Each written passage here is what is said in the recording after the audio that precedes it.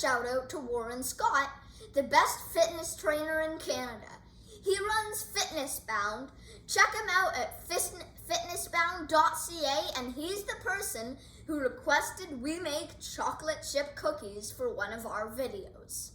Also, please send in your requests in the comments below.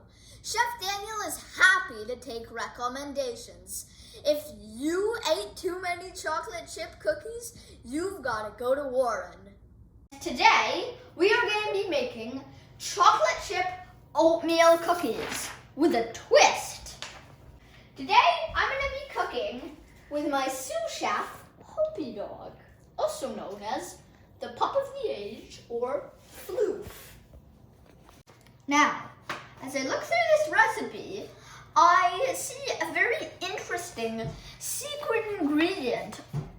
But I'm not going to tell you guys. I am not going to tell you guys, because then it wouldn't be a secret.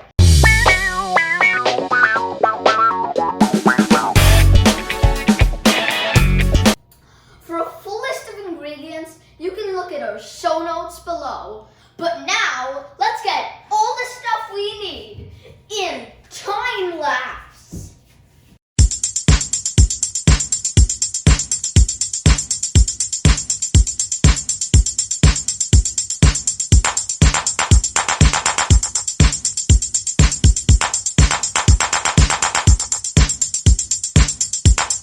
Okay, we got everything now.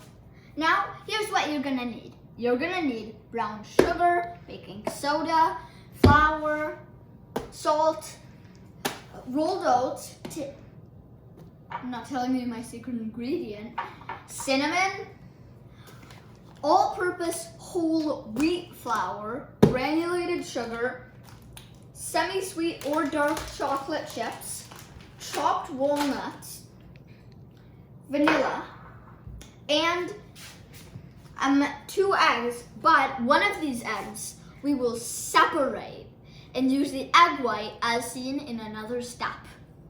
Now, we're gonna need to whisk the oats, whole wheat flour, not the usual flour, whole wheat flour, all-purpose flour, usual flour, cinnamon, baking soda, and salt in a medium bowl, right here.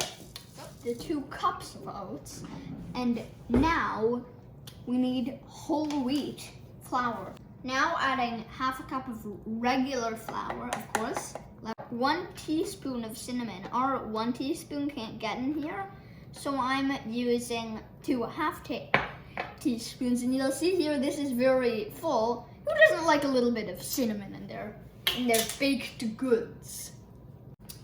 Half a teaspoon of baking soda.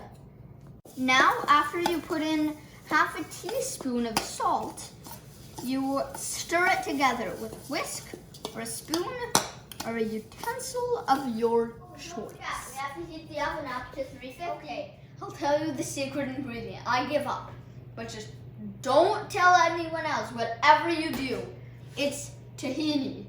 Yeah, tahini. And according to sources, it adds a real nuttiness to cookies. Now put into a Cuisinart or a mixing bowl 4 tablespoons of cold unsalted butter diced into little bricks like this. And when we cut it in a strategy so that it looked like the Great Wall of China had been made. You put that in there with your half cup of tahini, lock your Cuisinart, and start beating it. Oh, see, this is the funny part that I didn't plug in my Cuisinart. Now, blend it into a paste. I recommend about this. We'll make it into a paste real quick because, see this? The butter needs to kind of beat down into the tahini. Our paste is finished, and look at that. It's a perfect paste. 2/3 of a cup of granulated sugar. 2/3 is actually more than a half. So this is a nice amount of sugar. Now 2/3 of a cup of brown sugar. Must beat it together until it's well combined. In the meantime, while that's heating, I'm going to show you guys a useful kitchen tip. This recipe calls for a separated egg. I'm going to show you guys how to separate an egg. On our first step in separating an egg, you crack it. At the top though, not at the bottom. Just like that. Just a little hole like that. So that the egg yolk can come out. Oh, egg yolk, come out wherever you are. Now, just keep on doing that until all of the egg yolk is there. And when the egg yolk starts to pop, put it into a different bowl. And see, look, we got our perfect egg yolk. First, we're gonna beat in our egg. Then, our egg white. And then, finally, our vanilla. 1 whole tablespoon of vanilla. Now, every once in a while, you want to open yours and scrape off the sides, because otherwise the electric mixer or Cuisinart won't get it in its orbit. This is always a delicious thing to do, and they say, oh, clean these things and your bowls with a wet sponge with our acquired disinfectant. All you need is a kit.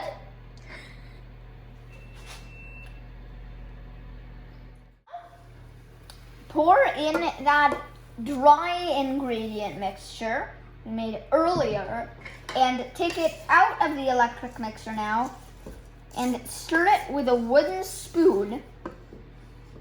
Oh, and that smell of the cinnamon is especially overpowering in the winter. Now, I'm still stirring this in. Remember, from my banana bread video, you want to focus on the bottom because that's where the flour will go. Okay, now the 1/2 cup of walnuts. And with this 1/2 cup of chocolate chips, actually 1 cup of chocolate chips. Put the chocolate chip into chocolate chip cookies. Though it's not so secret anymore, ingredient in these cookies makes them extra special. Now, look at this amazing chocolate chip cookie batter. Woohoo! You want to line 2 baking sheets with parchment paper, make small patties out of the cookie dough, and place them 2 inches apart from each other. Think of it as a baseball, and you want to be passing it back and forth and back and forth and back and forth, or more characteristically, I'd say a game of tennis. Back and forth and back and forth. And then, think of it as, okay, I don't have a good analogy for this one. Think of it as hammering a bowl of cookie dough with your left palm. No, wait, this is right. This is right. Into the oven go our cookies. That's 1 baking sheet. And here is baking sheet number 2. And I shall now go and read. Don't you guys find it amazing that parchment paper doesn't burn in an oven? So now what you want to do is bake the cookies for 16 minutes, but you want to switch the pans from back of the oven to front of the oven, top rack to bottom rack. After they're finished, take them out, cool them for 2 minutes, and then let's eat. Oh wait, and then let's eat. Woo! Now to take our cookies out of the oven. And wow, I have never made oatmeal chocolate chip cookies, and they look phenomenal.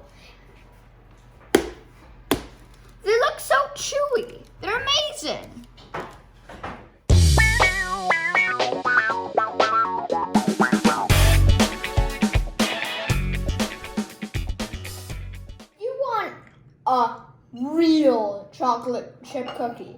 A nutty, crispy chocolate chip cookie. This is what you want. Not Girl Scout cookies, not Thin Crisp cookies, not President's Choice cookies. Just these cookies. This is Chef Daniel signing off. And remember,